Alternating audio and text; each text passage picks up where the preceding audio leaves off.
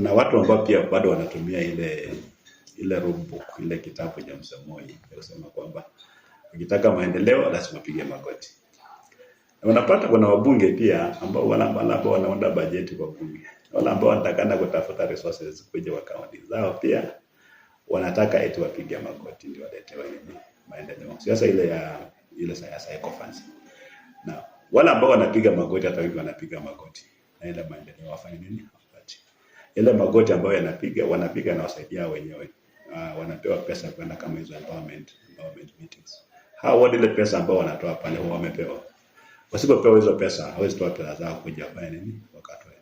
So napata wanakuja badala ya kufanya ile jambo ambalo limewaleta, wanapata wanaanza kuongea mambo ya siasa na mambo ya kuwakashifu viongozi ili waonekane kwamba hawa ndio wazuri. Sisi kama kaunti ya Trans Nzoia tumejaribu kadri ya uwezo wetu kuhakikisha kwamba zile fedha ambazo tunapata kupitia kwa treasury vile katiba inasema, zile fedha ambazo wenyewe tunaokota kutoka wananchi wetu tunatumia vizuri kufanya maendeleo.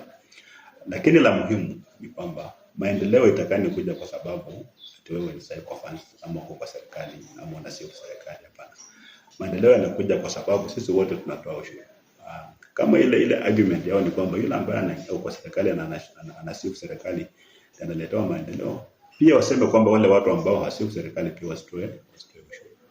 Maana ukitoa ushuru, the reasonable expectation ambao uko nayo ni kwamba ule ushuru utakuja kwako ni kwa development. Kwa hivyo hakuna haja kutumia akili ile ambayo sio mzuri kunyanyasa Wakenya wetu kwa sababu kiongozi mmoja ako na maono ama sera tofauti na kiongozi ambayo yupo sasa. Kwa hivyo ukisema kwamba ungekuwa umeleta madawa ama equipment katika hospitali, hiyo authority tunatoa wapi? Kwa sababu afya iko devolved. Na mimi najua ile sababu ambayo wanachukua fedha nyingi karibu bilioni 100 wanaweka kwenye bajeti ya idara ya afya kwa mambo kama haya. Wale watu ambao wanaenda kupiga magoti wanawaletea x-ray, wanawaletea CT scan, wanajaribu ku upgrade the health facilities ama wanajenga hata level 4 hospitals. Lakini hayo majukumu yote yamekataliwa. So mimi naangalia vile katiba inasema na nimetafuta hapo space. Mimi sitaki kukaa kama mtumwa. Nataka tu kukaa na liberty. Hii liberty wa Kenya walipigania. Hakuna haja kwenda watu kujifunga tena mikono kujifunga miguu. And at the end of the day, sio viongozi watasema nani atachaguliwa. Ni wananchi wa Trans Nzoia ndio watachagua kiongozi wao, wananchi wa Kenya ndio watachagua kiongozi wao. Ile wanakusema those are just opinion. Hizo ni opinions. Na unapata wengine hata watu wako hata hujui hizo nyadhifa ambazo wanashikilia zilitoka wapi. Lakini hao ndio unapata wana lecture na tembea kile lecture.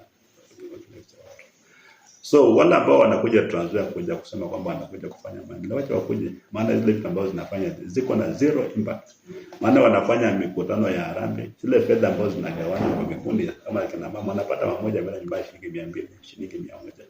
Hiyo makelele yote, unajua ni kuja tu kutukana na watu alafu mnawatupia pesa. Kuna wale ambao wanabelieve kwamba throwing money at a poor person anajifanya anakusaidia, lakini basically ni madharau na kudharau. Tuna kama kutupia mbwa ile chakula ambayo imebaki. Ile fedha ambazo zinakaa wanakuja kurushia watu na kutukana watu kupanda ndege na kwenda.